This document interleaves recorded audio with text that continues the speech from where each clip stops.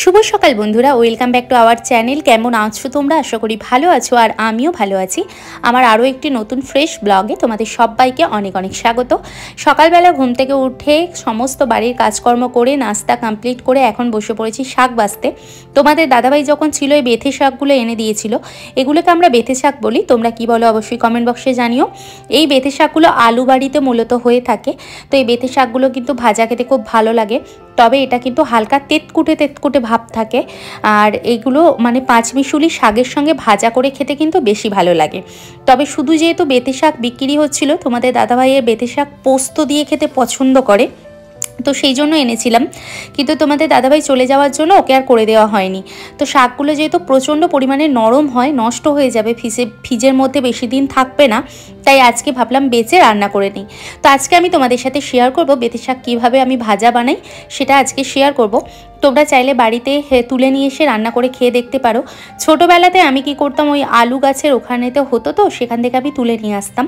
আমাদের একটা পাশে ছোট্ট মতো জমি ছিল, সেখানে বাবা আলু চাষ করতো। তো সেই আলু গাছের ভিতরেই বেথে শাকগুলো হতো। আর বেথে শাক খেলে নাকি চুল প্রচুর হয়, আর প্রচুর পরিমাণে এর মধ্যে ভিটামিন থাকে। তো শাকের মধ্যে এমনিতেই অনেক পরিমাণ ভিটামিন থাকে, খাওয়া খুবই দরকার, তবে বেথে শাকে নাকি অনেক পরিমাণ থাকে। তো এই বেথে শাকের সঙ্গে আর একটা বর্মা শাক বলা হয়, বর্মা শাক বেথে শাক একসঙ্গে ভাজলে খেতে বেশি ভালো লাগে। শাকগুলো আমার বাছা কমপ্লিট হয়ে গেছে, ধুয়েও নিয়েছিলাম। আর এখানে আমি গ্যাসের মধ্যে কড়াই চাপিয়ে দিয়েছি। তবে এই শাকটা যদি আমি সর্ষের তেল দিয়ে ভাজতাম খুব ভালো হতো। এখানে আমি সাদা তেল ইউজ করেছি, অল্প পরিমাণে দিয়েছি। আর শাকটা আগে থেকে আমি সিদ্ধ করে নেব না। অনেকে শাককে সিদ্ধ করে জলটা ফেলে দেয়, কিন্তু তার মধ্যে দিয়ে ভিটামিন বেরিয়ে যায়। তো এখানে তেল গরম হয়ে যেতে আমি এখানে শুকনো লঙ্কা দিয়ে নিয়েছি আর পেঁয়াজ কুচি দিয়েছি। পেঁয়াজ কুচি এবং শুকনো লঙ্কাটা ভালো করে লাল লাল করে ভেজে নিতে হবে।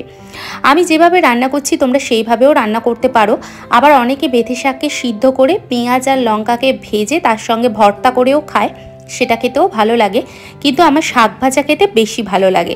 তো সেই জন্য আমি আজকে ভাজাই বানাবো। আর এখানে পেঁয়াজ আর লঙ্কাটা দেখো প্রায় ভাজা ভাজা মতো হয়ে গেছে। এবার এর মধ্যে আমি বেথে শাকটাকে দিয়ে দেব।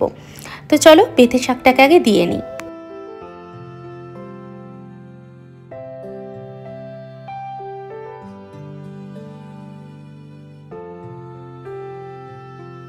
কড়াইয়ের মধ্যে বেথে শাকটা আমি দিয়ে দিয়েছি। এবার এর উপর থেকে পরিমাণ মতো নুন দিয়ে দেব।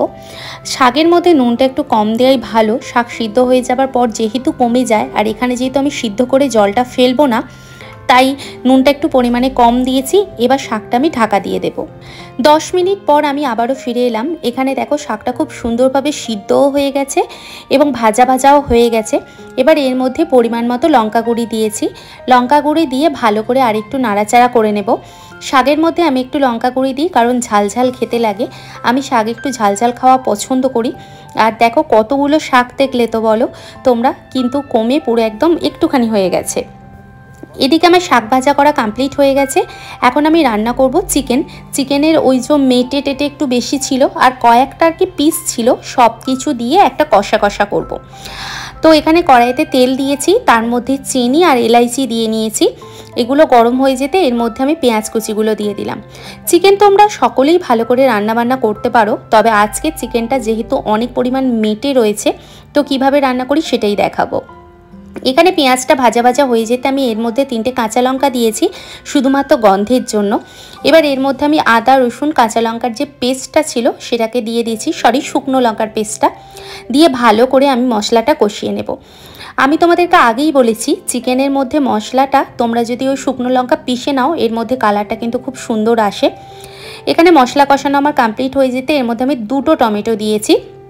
আমার আজকে একটু চিকেনটা টকটক মতো খেতে ইচ্ছে করছিল, আর কালারটাও সুন্দর আনতে ইচ্ছে করছিল, যার জন্য আমি এখানে 2টো টমেটো দিয়েছি। তোমরা চাইলে কিন্তু এখানে একটা টমেটো ইউজ করতে পারো, তবে আমি 2টো টমেটো দিতে কালারও যেমন সুন্দর এসেছে, আর খেতেও কিন্তু বেশ টেস্টি হয়েছে, আর হালকা টকটক মতো হয়েছে। তো দেখো এখানে আমার মশলা দেওয়াও হয়ে গেছে। লঙ্কা গুঁড়ি আগে দিয়েছি, দিয়ে আগে সুন্দরভাবে কষিয়ে নেব।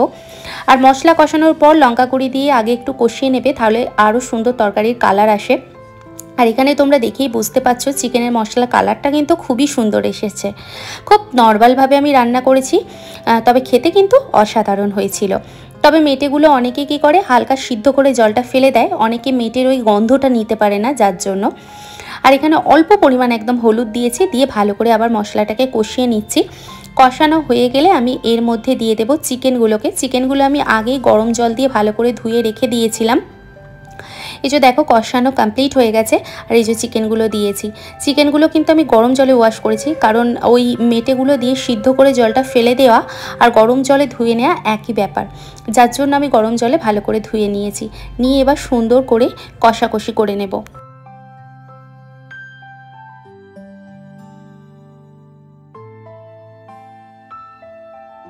চিকেনটা একদম রেডি হয়ে গেছে। দেখো কত সুন্দর কালার এসেছে।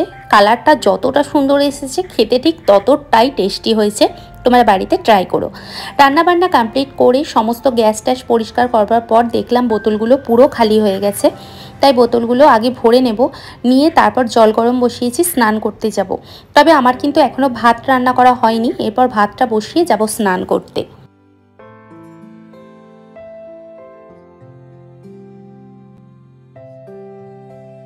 স্নান, পুজো, কাচাকুচি সমস্ত কিছু কমপ্লিট হয়ে গেছে। এখন চলে এসেছি লাঞ্চ করতে। ভাত, এই যে দেখো শাক ভাজা। শাক ভাজাটা এত সুন্দর খেতে হয়েছিল, তবে খুবই কিন্তু মিষ্টি খেতে হয়েছিল। আর এই যে বেথে শাকের মধ্যে কিন্তু তোমরা চাইলে অল্প করে একটু চিনিও দিতে পারতে। আর আগের দিন রাত্রিবেলার একটু সয়াবিন ছিল, সেই সয়াবিনটাও নিয়ে নিলাম। আর এখানে হচ্ছে লাল লাল চিকেন। তো চলো আমি লাঞ্চটা করে নিই। খাওয়া দাওয়া করবার পর একটু ঘুমিয়ে পড়েছিলাম, তারপর সন্ধ্যের চা নিয়ে বসে পড়েছি। ঘন ঘন দুধ চা নিয়ে বসেছি। আর আমি সত্যি কথা বলতে কি দুধ চায়ের মধ্যে একটুও জল দিই না, পুরোটা শুধু দুধই বানাই। আর দুপুরে যা চিকেন ছিল সেটাই খাওয়া দাওয়া করা হয়ে যাবে। আর এখন একটুখানি তোমাদের দাদাভাইয়ের সাথে কথা বলবো, ও ডিউটিতে গেছে, ওখান থেকে এক্ষুনি ফিরে পড়বে, একটু কথা বলে ঘুমিয়ে পড়বো। আর তোমাদের দাদাভাইয়ের দেখো সমস্ত জুতো টুতো সব পড়ে রয়েছে, আস্তে আস্তে সব গোছাবো আমি। তো যাই হোক বন্ধুরা, আজকে ব্লগটা এতটুকুই। কেমন লাগলো অবশ্যই কিন্তু জানিও। যদি ভালো লেগে থাকে তবে লাইক, কমেন্ট, শেয়ার আর সাবস্ক্রাইব করে পাশে থেকো। যদি খুব ভালো লেগে থাকে তবে ফ্যামিলির সাথে শেয়ার করো। ভালো থেকো, সুস্থ থেকো। আবার দেখা হবে নতুন কোনো একটি ভিডিওর সাথে। ততক্ষণের জন্য বাই বাই।